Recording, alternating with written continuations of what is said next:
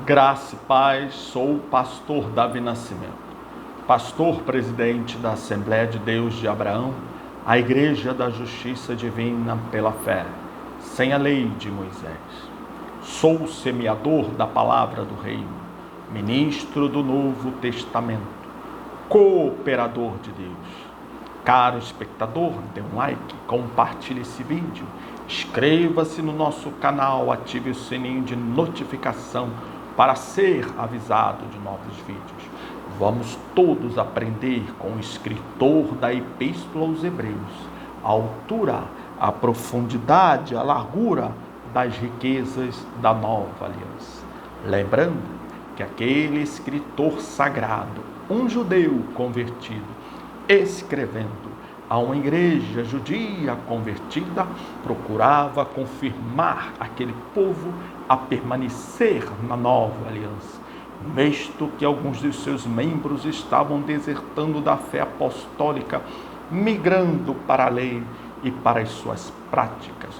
E no propósito de confirmá-los em Cristo, ele escreve aquela epístola, enumerando as distinções entre a aliança do Sinai e a aliança do Calvário, sempre nomeando a aliança de Cristo como nova, melhor, superior e eterna, frente à anterior aliança. E a primeira das distinções entre tais alianças que temos visto nestes vídeos é no que tange a escritura que as rege. Uma vez que em Hebreus capítulo 1, verso 1 e 2 diz: havendo Deus outrora falado aos pais, várias vezes e de muitas maneiras, pelos profetas, nestes últimos dias nos falou pelo Filho, a quem constitui o herdeiro de todas as coisas, pelo qual também fez o universo. No passado remoto, Deus falou a Israel pelos profetas. Nestes últimos dias, o Altíssimo fala por seu Filho amado, Jesus de Nazaré, o Cristo, e este continua a falar depois que foi elevado aos céus por meio dos seus apóstolos, uma vez que também em Hebreus capítulo 2, verso 3 diz: como escaparemos nós se negligenciarmos tão grande salvação, a qual inicialmente foi anunciada pelo Senhor e depois confirmada por aqueles que dele a ouviram, quer dizer, seus apóstolos. Graças a Deus. Caro espectador, aleluia. Neste vídeo em especial prosseguiremos no exame do seguinte tema: apesar de a anterior aliança, inclusive sua escritura, ter sido anulada, porque então apóstolos e demais obreiros, em algumas de suas pregações, citaram textos daquela escritura. Glória a Deus! Para compreendermos isso, caro espectador, antes temos que reparar para quem os apóstolos e demais obreiros citaram tais textos e por que ou para que o fizeram. É no livro de Atos dos Apóstolos onde podemos reparar e compreender isso, uma vez que lá consta as pregações apostólicas. E isso temos feito nos últimos 32 vídeos, nos quais vimos 32 pregações de apóstolos e demais obreiros constantes do livro de Atos. Dessa vez, veremos uma 33ª pregação. É a pregação de São Paulo, aleluia, diante dos presbíteros vindos da cidade de Éfeso, quando ele, São Paulo, se encontrava na cidade de Mileto.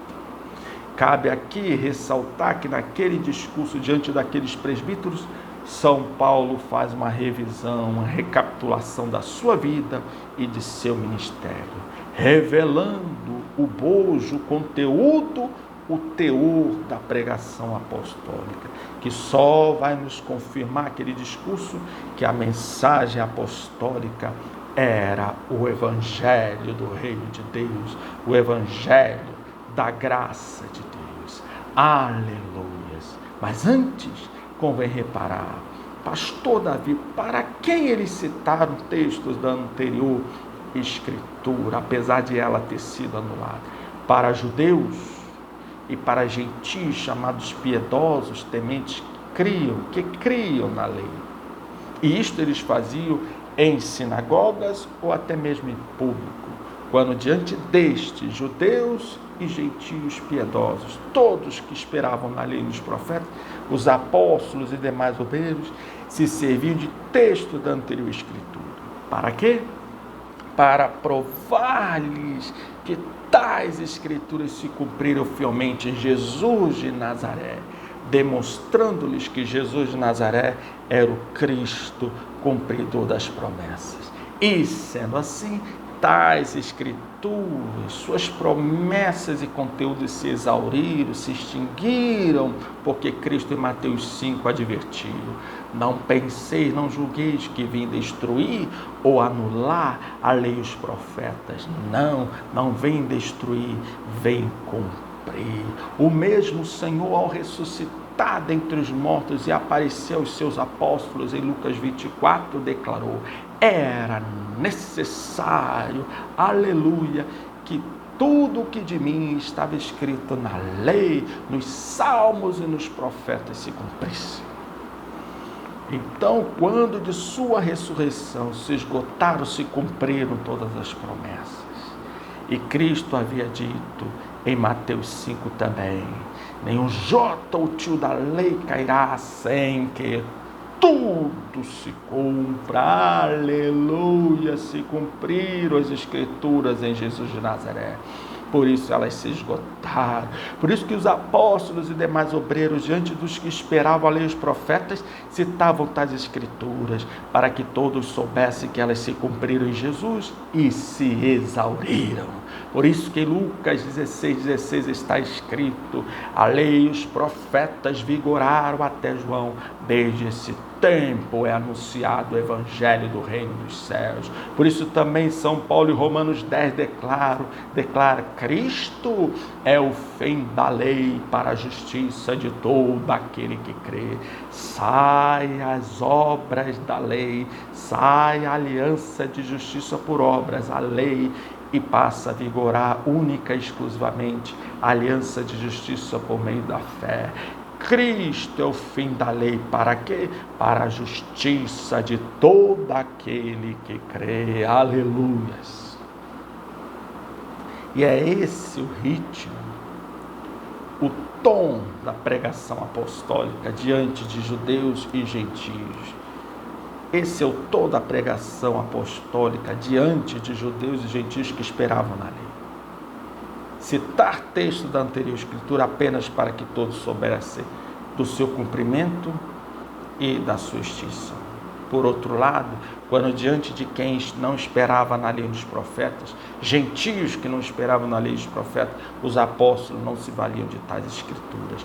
Prontamente pregava o evangelho, porque basta-nos o evangelho para sermos salvos. Ide por todo o mundo e pregai o evangelho. Quem crê e for batizado será salvo. Quem não crê no evangelho será condenado.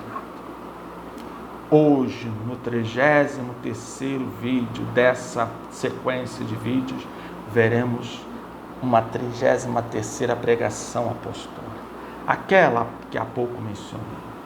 São Paulo, quando da sua revisão de sua vida e ministério, relatando isso diante de presbíteros da igreja vindo de Éfeso, quando ele se encontrava ainda em Mileto, ele nos expõe, ele nos revela a sua vida, mas também o conteúdo da palavra apostólica. Isso é possível conferir em Atos 20, verso 17, que diz: de Mileto mandou a Éfeso chamar os presbíteros da igreja, e quando se encontraram com eles, São Paulo disse-lhes: vós bem sabeis como foi que me conduzi entre vós em todo o tempo, desde o primeiro dia em que entrei na Ásia. Vai falar da sua vida piedosa, humilde e de sofrimento pela causa do evangelho, servindo ao Senhor, verso 19, com toda humildade, lágrimas e provações, que pelas ciladas dos judeus me sobrevieram. São Paulo, por sua fé em Cristo, sofreu perseguições atrozes não só de judeus, mas de outros povos. Aleluia, todo povo religioso, toda pessoa religiosa, quando confrontada com a mensagem de justiça por meio da fé, fica atemorizado, reage perturbado e às vezes pode reagir até de forma violenta. Não foi isso particular apenas aos judeus.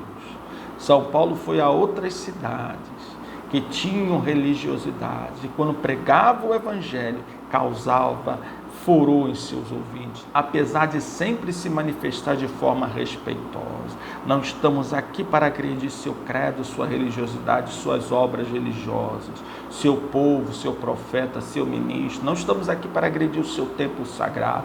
Estamos aqui para te chamar ao arrependimento de toda e qualquer religiosidade para a fé em Cristo Jesus. Estamos aqui para te chamar ao arrependimento de todo e qualquer pecado para a fé em Jesus Cristo.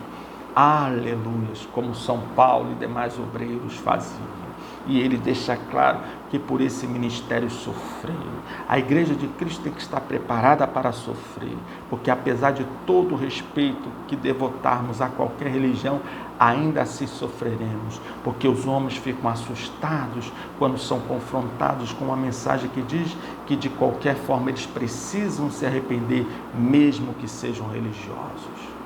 E o verso 20 diz: jamais deixando de vos anunciar coisa alguma proveitosa, de vou-la ensinar publicamente também de casa em casa. São Paulo ensinava a palavra de Deus, porque é o conhecimento da verdade que liberta, não é a euforia, não é o fanatismo, não são tradições, manias que libertam e salvam o homem, é o conhecimento da verdade que liberta o homem. O homem não precisa de amarras, o homem não precisa de proibição de ordenanças, o homem não precisa de obras religiosas, o homem precisa de conhecimento para ser liberto do poder de Satanás, do poder do pecado, do poder da ignorância e do engano. E por isso São Paulo, no seu ministério, ele relata, conversando com os presbíteros da igreja em Éfeso, no seu ministério ele priorizava, primava pelo ensino da palavra, seja em público, seja de casa em casa ou no templo, ele primava pelo ensino da palavra. E ele prossegue no verso 21, testificando tanto a judeus como a gregos, atenção, eis a mensagem, o testemunho de São Paulo a judeus e gregos. Eis qual era o teor, a mensagem apostólica, testificando tanto a judeus como a gregos o arrependimento para com Deus e a fé em nosso Senhor Jesus Cristo. Aleluia! Todos precisam se arrepender. Todos aos olhos santos e perfeitos de Deus precisam se arrepender. Estando em obras religiosas ou não, todos são apresentados no Evangelho como pecadores carentes de arrependimento.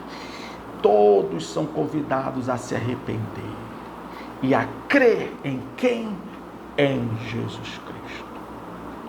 Eis a palavra apostólica, a judeus ou a gentios.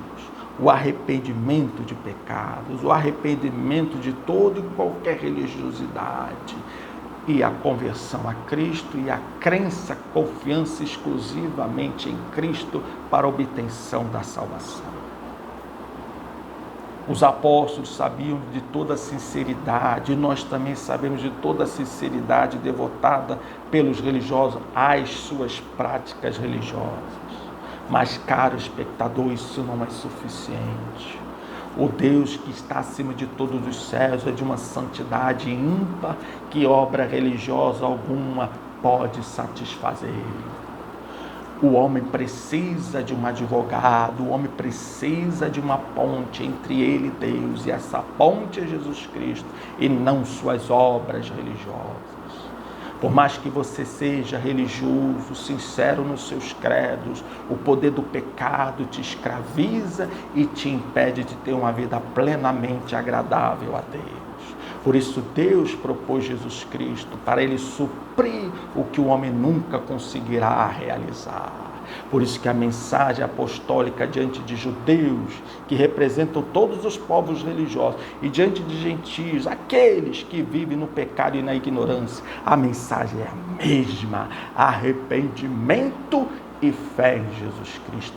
E essa era a mensagem apostólica a todos, judeus ou não judeus. A diferença era que diante de judeus ou gentios que criam na lei, eles citavam texto da anterior escritura, apenas para que eles soubessem.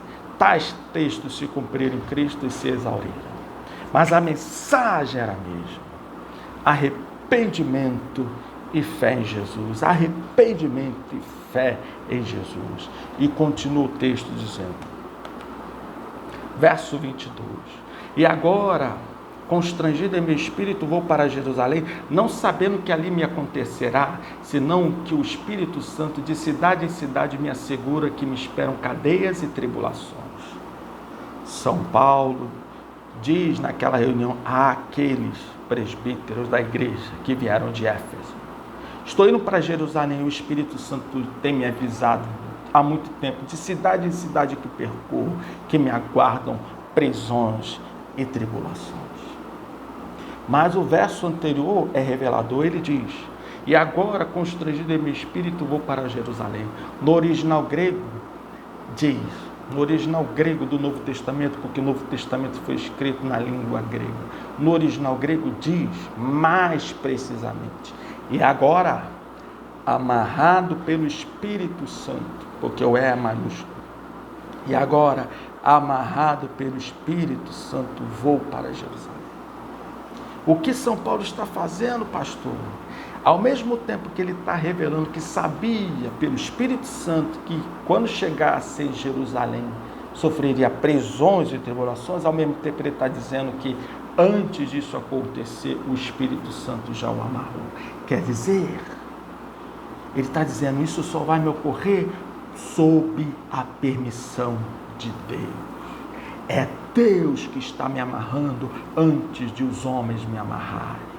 É Deus que, por meio desses sofrimentos por que passarei, que quer ser glorificado nas minhas dores e aflições. É Deus que quer que os homens vejam o quanto o homem é capaz de sofrer por sua fé nele e no seu Cristo, e assim ele ser glorificado. Aleluias! Caro espectador, a dor por que você passa, pela qual você passa, esteja certo, Deus permitiu e nela ele será glorificado. Basta que para tanto você não murmure, nem blasfeme, nem se escandalize, porque os apóstolos sempre entenderam que todo e qualquer sofrimento pelo qual passavam estava sob a permissão de Deus, e era mais uma oportunidade para, por meio daquele sofrimento, a fé do crente glorificar a Deus por meio de uma vida submissa e que rende honras e glórias a Ele em toda e qualquer circunstância.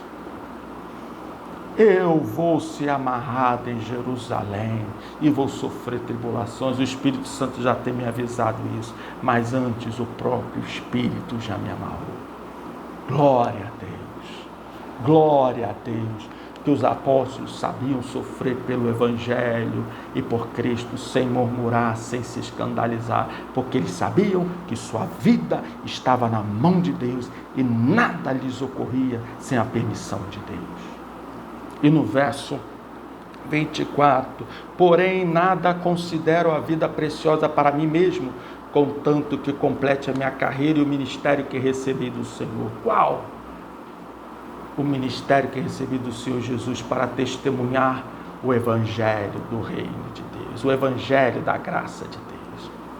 Aleluia, São Paulo está dizendo, não importa a minha vida, o que importa é eu cumprir, aleluia, o meu ministério que eu recebi do Senhor. E qual foi o ministério? De testemunhar o Evangelho da graça de Deus, de testemunhar o Evangelho da graça de Deus. Portanto, a pregação apostólica era a pregação do Evangelho da graça de Deus. E isso exclui a lei e os profetas? Sim, caro espectador, porque João 1,17 diz: a lei veio por intermédio de Moisés, a graça e a verdade vieram por intermédio de Jesus. Anunciar o evangelho do reino de Deus, anunciar o evangelho da graça de Deus, como São Paulo diz, é pregar a nova aliança, o novo testamento. Aleluia, porque a graça de Deus e a verdade vieram por Jesus Cristo e não por Moisés, o servo fiel. Glória a Deus nas maiores alturas. E ele confirma essa palavra apostólica que Deus lhe dera, de pregar o Evangelho, no verso seguinte, em que ele diz, verso 25, agora eu sei que todos vós, em cujo meio passei pregando o reino, não vereis mais o meu rosto. Ele, mais uma vez, ratifica o teor da sua pregação, o teor da pregação apostólica, dizendo, eu preguei o reino no meio de vós, eu preguei o reino no meio de vós. O reino é uma alusão à pregação do Evangelho, como lá dizem em Lucas 16,16, a lei e os profetas vigoraram até João. Desde esse tempo é anunciado o Evangelho do reino dos céus. Aleluia! Jesus em Mateus 13, explicando a parábola do semeador, a semente é a sua palavra, o semeador é ele, a terra são os corações dos homens. Ele diz que ele semeou a palavra, e aquela palavra ele chama a palavra do reino. Glória a Deus. Não deixe que os corvos, não deixe que Satanás roube a palavra do reino, a semente, a palavra do reino que está sendo jogada na sua terra, no seu coração, por meio desses vídeos. Esse era o teor da pregação apostólica, o evangelho da graça de Deus, a palavra do reino. E ele, aleluia, prossegue dizendo no verso 26, portanto eu vos protesto no dia de hoje que estou limpo do sangue de todos, porque jamais deixei de vos anunciar todo o desígnio de Deus, no original, todo o conselho de Deus. Aleluia, desde esse dia que você ouviu a mensagem do reino, repousa sobre a sua cabeça a inteira responsabilidade da salvação da sua alma, porque quem prega o evangelho da graça de Deus, quem prega a palavra do reino, quem prega o evangelho do reino, prega todo o conselho de Deus. A mensagem do evangelho não é capenga, não é mutilada, não é incompleta, não. Ela consiste na mensagem de todo o conselho de Deus para a salvação dos homens, judeus ou gentios, bastando que todos se arrependam dos seus pecados, de suas obras religiosas e se convertam a Cristo e creiam nele como seu único e suficiente Salvador. Caro espectador, inscreva-se no nosso canal. Ative o sininho de notificação para ser avisado de novos vídeos. Dê um like e compartilhe esse vídeo. Aleluias, glória a Deus. Agora na nova aliança, a pregação apostólica que se constitui em todo o conselho de Deus aos ouvidos dos homens é o evangelho da graça de Deus, é o evangelho do reino de Deus, não necessitando os homens mais de viver na lei, nas suas ordenanças e nas suas práticas religiosas. Seja qual for o seu Deus, seja qual for o seu livro sagrado, suas obras religiosas, seu ministro, seu profeta, não importa, com todo o respeito e consideração te convido, venha para a graça de Deus, venha crer em Cristo no seu santo evangelho, venha aceitar na sua mente e no seu coração todo o conselho de Deus, o evangelho do reino de Deus, porque por ele todos nós estamos dispostos a tudo, a passar por toda e qualquer peleja, sofrimento ou tribulação, porque Cristo é o nosso único e suficiente Salvador, aquele que nos garante a vida eterna, em nome de Jesus. Amém?